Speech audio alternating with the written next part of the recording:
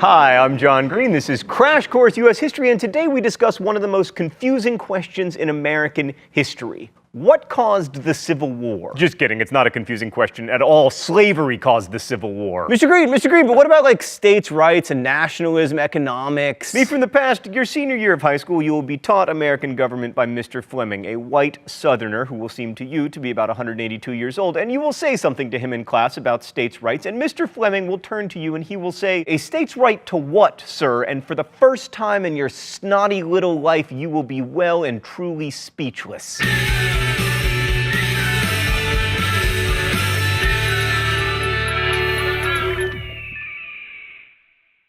The road to the Civil War leads to discussions of states' rights, to slavery, and differing economic systems, specifically whether those economic systems should involve slavery, and the election of Abraham Lincoln, specifically how his election impacted slavery, but none of those things would have been issues without slavery. So let's pick up with the most controversial section of the Compromise of 1850, the Fugitive Slave Law. Now, longtime Crash Course viewers will remember that there was already a fugitive slave law written into the United States Constitution. So what made this one so controversial? Under this new law, any citizen was required to turn in anyone he or she knew to be a slave to authorities, and that made like every person in New England into a sheriff, and it also required them to enforce a law they found abhorrent. So they had to be sheriffs, and they didn't even get little gold badges. Thought people can I have a gold badge? Oh.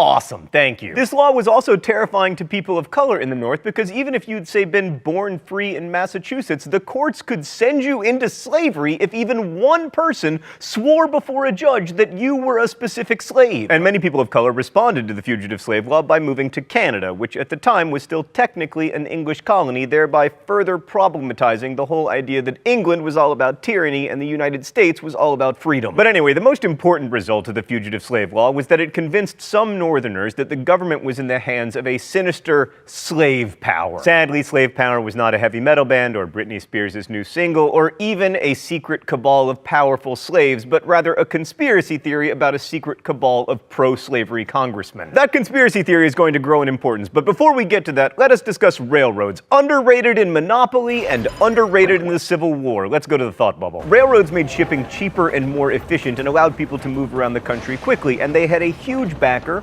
also a tiny backer, in the form of Illinois Congressman Stephen Douglas, who wanted a transcontinental railroad because, one, he felt it would bind the Union together at a time when it could use some binding, and two, he figured it would go through Illinois, which would be good for his home state. But there was a problem. To build a railroad, the territory through which it ran needed to be organized, ideally as states, and if the railroad was going to run through Illinois, then the Kansas and Nebraska territories would need to become state-like, so Douglas pushed forward the Kansas-Nebraska Act in 1854. The Kansas-Nebraska Act formalized the idea of popular sovereignty, which basically meant that white residents of states could decide for themselves whether the state should allow slavery. Douglas felt this was a nice way of avoiding saying whether he favored slavery. Instead, he could just be in favor of letting other people be in favor of it.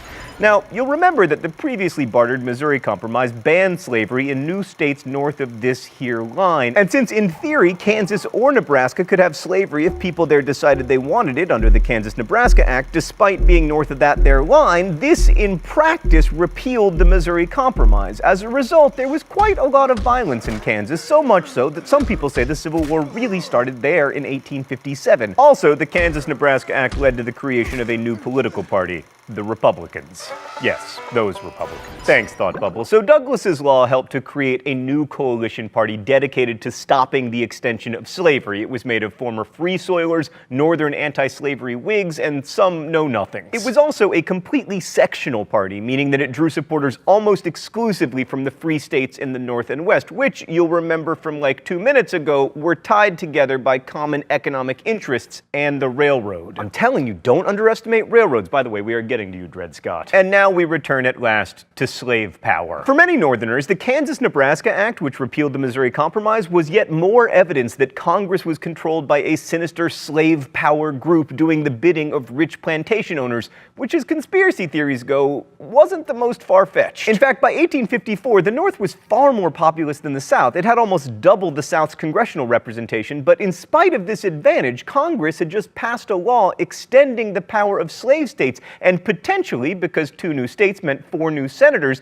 making the federal government even more pro-slavery. And to abolitionists, that didn't really seem like democracy. The other reason that many Northerners cared enough about Kansas and Nebraska to abandon their old party loyalties was that having them become slave states was seen as a threat to Northerners' economic self-interest. Remember, the West was seen as a place where individuals, specifically white individuals, could become self-sufficient farmers. As Lincoln wrote, "The whole nation is interested that the best use be made of these territories. We want them to be the homes of free white people. They cannot be to any considerable extent if slavery is planted within them. New free states are places for poor people to go to and better their condition." So the real question was, would these Western territories have big slave-based plantations like happened in Mississippi, or small family farms full of frolicking free white people like happened in Thomas Jefferson's imagination? So the new Republican Party ran its first presidential candidate in 1856 and did remarkably well. John C. Fremont from California picked up 39% of the vote, all of it from the North and West, and lost to the Democrat James Buchanan, who had the virtue of having spent most of the previous decade in Europe and thus not having a position on slavery. I mean, let me take this opportunity to remind you that James Buchanan's nickname was the Old Public Functionary. Meanwhile, Kansas was trying to become a state by holding elections in 1854 and 1855. I say trying because these elections were so fraudulent that they would be funny, except that everything stops being funny like 12 years before the Civil War,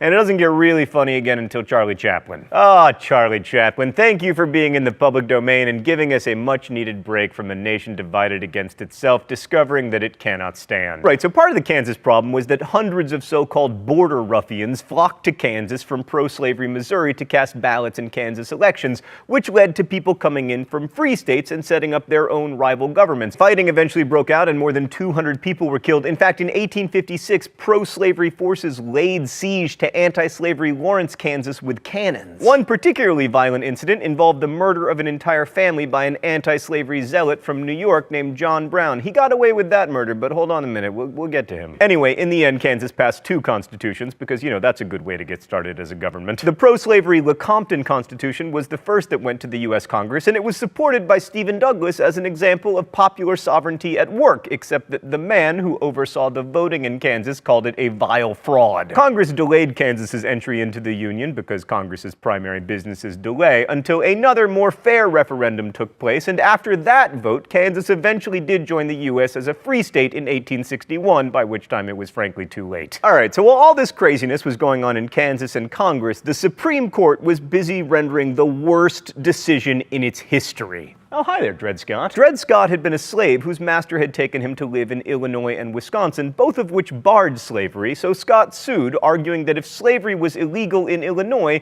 then living in Illinois made him definitionally not a slave. The case took years to find its way to the Supreme Court, and eventually in 1857, Chief Justice Roger B. Taney from Maryland handed down his decision. The court held that Scott was still a slave, but it went even further, attempting to settle the slavery issue once and for all. Taney ruled that black people, quote, had for more than a century before been regarded as beings of an inferior order and altogether unfit to associate with the white race either in social or political relations, and so far inferior that they had no rights which the white man was bound to respect, and that the Negro must justly and lawfully be reduced to slavery for his benefit. So that is an actual quote from an actual decision by the Supreme Court of the United States of America? Wow.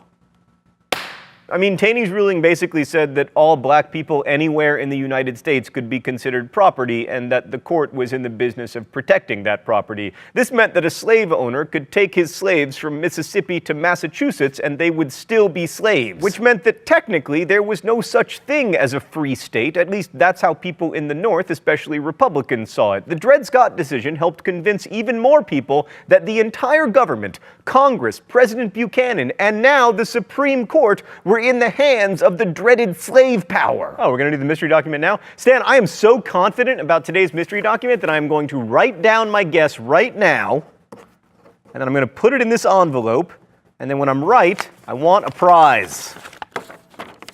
All I ever get is punishment. I want prizes. Okay, the rules here are simple. I guess the author of the mystery document. I already did that, and then I get rewarded for being right. All right, total confidence. Let's just read this thing.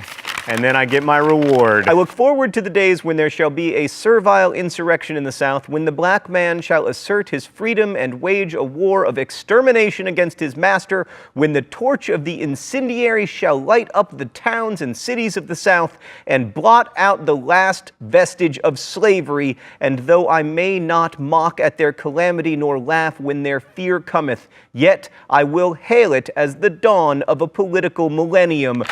I was right. Right here. Guessed in advance. John Brown. What? Stan! Ohio Congressman Joshua Giddings. Seriously, Stan?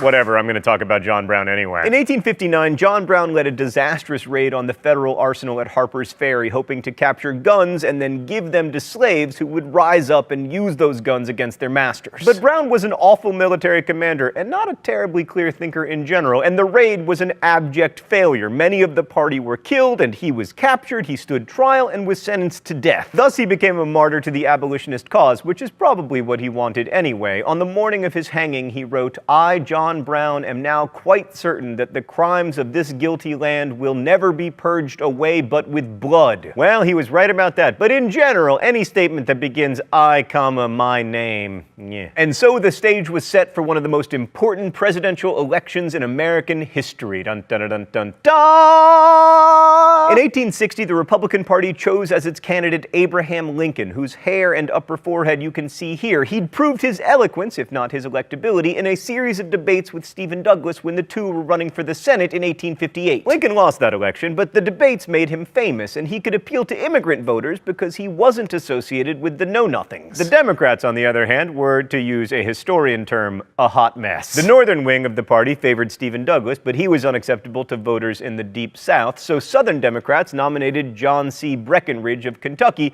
making the Democrats the last remaining truly national party, no longer truly a national party. A third party, the Constitutional Union Party, dedicated to preserving the Constitution, quote, as it is, i.e. including slavery, nominated John Bell of Tennessee. Abraham Lincoln received 0 votes in 9 American states, but he won 40% of the overall popular vote, including majorities in many of the most populous states, thereby winning the Electoral College. So anytime a guy becomes president who literally did not appear on your ballot, there is likely to be a problem. And indeed, Lincoln's election led to a number of southern states seceding from the Union. Lincoln himself hated slavery, but he repeatedly said that he would leave it alone in the states where it existed. But the demographics of Lincoln's election showed Southerners and Northerners alike that slave power, to whatever extent it had existed, was over. By the time he took office on March 1st, 1861, 7 states had seceded and formed the Confederate States of America, and the stage was set for the fighting to begin, which it did when Southern troops fired upon the Union garrison at Fort Sumter in Charleston Harbor on April 12, 1861. So that's when the Civil War started, but it became inevitable earlier, maybe in 1857, or maybe in 1850, or maybe in 1776, or maybe in 1619, when the first African slaves arrived in Virginia. Because here's the thing, in the Dred Scott decision, Chief Justice Taney said that black Americans had, quote, no rights which the white man was bound to respect. But this was demonstrably false. Black men had voted in elections and held property, including even slaves. They'd appeared in court on their own behalf. They had rights. They'd expressed those rights when given the opportunity. And the failure of the United States to understand that the rights of black Americans were as inalienable as those of white Americans is ultimately what made the Civil War inevitable. So next week, it's off to war we go. Thanks for watching. Crash Course is produced and directed by Stan Meller. Our script supervisor is Meredith Danko. The show is written by my high school history teacher, Raoul Meyer, and myself. Our associate producer is Danica Johnson, and our graphics team is Thought Cafe. Usually every week there's a Libertage with a caption, but there wasn't one this week because of stupid Chief Justice Roger Taney. However, please suggest captions in comments, where you can also ask questions about today's video that will be answered by our team of historians. Thanks for watching Crash Course U.S. History, and as we say in my hometown of Nerdfighteria, don't forget to be awesome.